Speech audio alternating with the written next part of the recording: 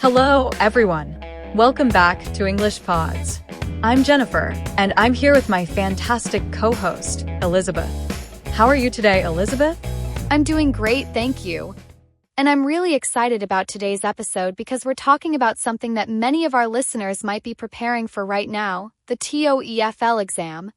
Whether you're planning to study abroad, apply for a job, or just prove your English proficiency, the TOEFL is a key step for many people around the world.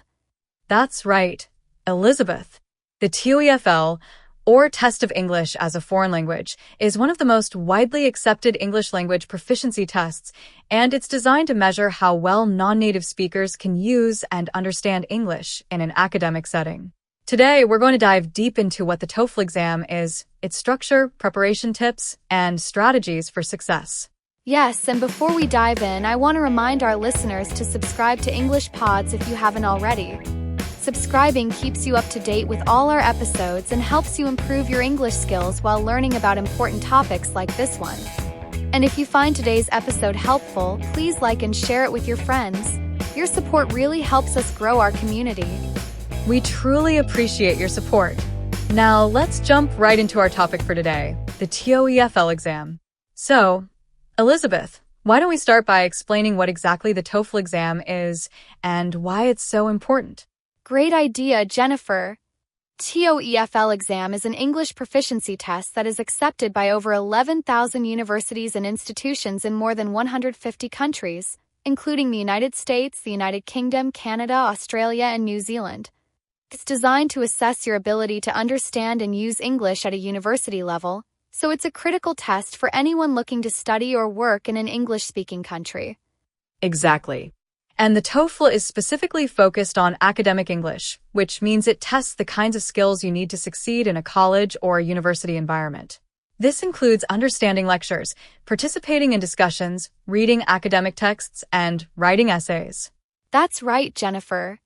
TOEFL test is divided into 4 main sections: reading, listening, speaking, and writing. Each section is designed to test different aspects of your English language skills, and you'll need to do well in all 4 to get a good overall score. Let's break down each section a bit further so our listeners know what to expect. Great idea, Elizabeth. Let's start with the reading section. In this part of the test, you'll read 3 to 4 academic passages, each about 700 words long. These passages are similar to what you might find in a university textbook, and they're followed by 10 questions each. The questions test your ability to understand the main ideas, important details, inferences, and vocabulary. This section lasts about 54 to 72 minutes. Yes, and the key to doing well in the reading section is to practice reading academic texts like articles from scientific journals or textbooks and to build your vocabulary.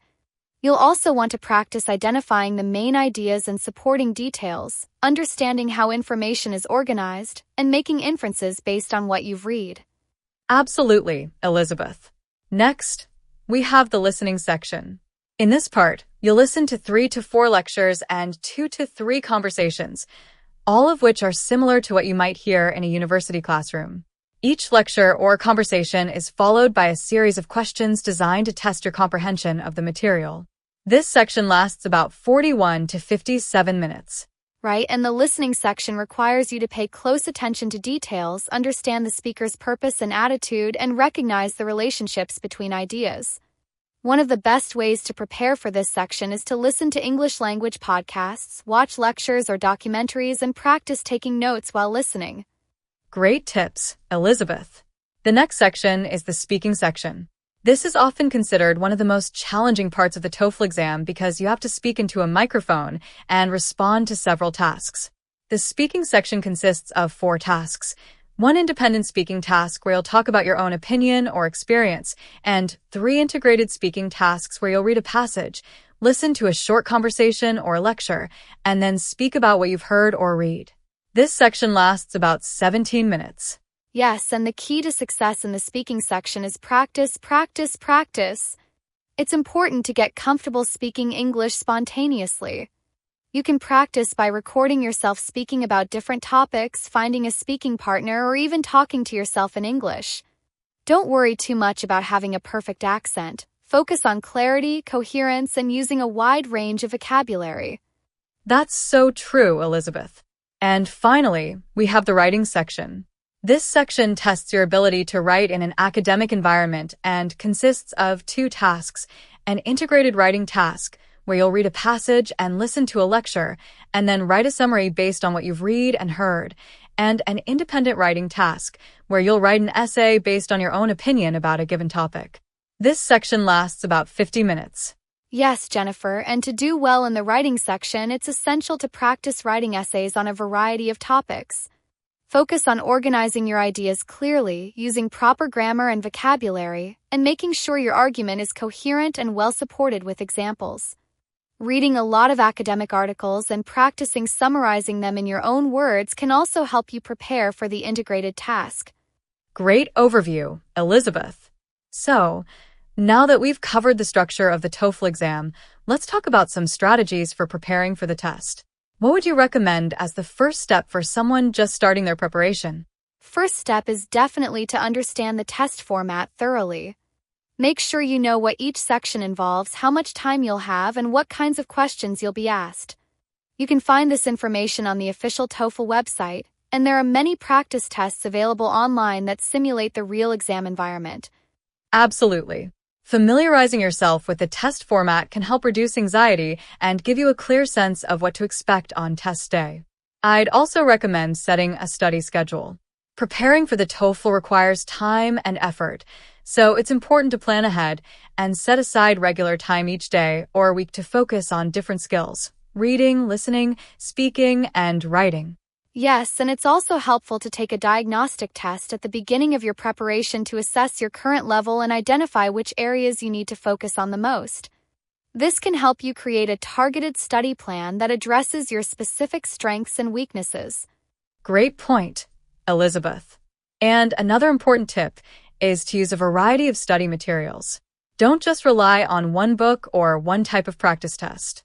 Use different resources like official TOEFL practice tests, online exercises, English language newspapers, podcasts, and even TV shows. This variety will expose you to different styles of language and types of content. Absolutely, Jennifer. And I'd also recommend practicing under timed conditions. TOEFL is a timed test, so it's important to get used to working within time limits. Practice taking full-length tests in one sitting to build your stamina and get a feel for the pacing of each section. That's a great tip. And don't forget about the importance of feedback. Whether you're practicing speaking, writing, or any other skill, try to get feedback from a teacher, tutor, or native English speaker. They can help you identify mistakes, improve your pronunciation, and offer suggestions for clearer expression. Yes, Jennifer, and I'd add that it's also important to focus on your vocabulary. TOEFL uses a wide range of academic vocabulary, so make sure you're familiar with the types of words that are commonly used in academic contexts. You can use flashcards, vocabulary apps, or just make a habit of reading academic texts and noting down new words. Great advice, Elizabeth. And speaking of habits, I think it's also important to work on building good test day habits. This means getting enough sleep the night before, eating a healthy breakfast, and arriving at the test center early to avoid any last-minute stress. Absolutely. And it's also a good idea to bring everything you need, like your identification and any confirmation letters or forms. Make sure you're familiar with the rules of the test center, such as what you can and cannot bring into the exam room. That's right. And remember to stay calm and focus throughout the test. If you get stuck on a question, don't spend too much time on it. Move on and come back to it later if you have time. Time management is key to doing well on the TOEFL. Great point, Jennifer. And speaking of staying calm, I think it's time to hear from some of our listeners. I'd love to know how they're preparing for the TOEFL or if they have any questions or tips to share. Let's take a call. Hi there, you're on the air with Jennifer and Elizabeth. What's your name and where are you calling from? Hi, Jennifer. Hi, Elizabeth. My name is Anna, and I'm calling from Sao Paulo, Brazil.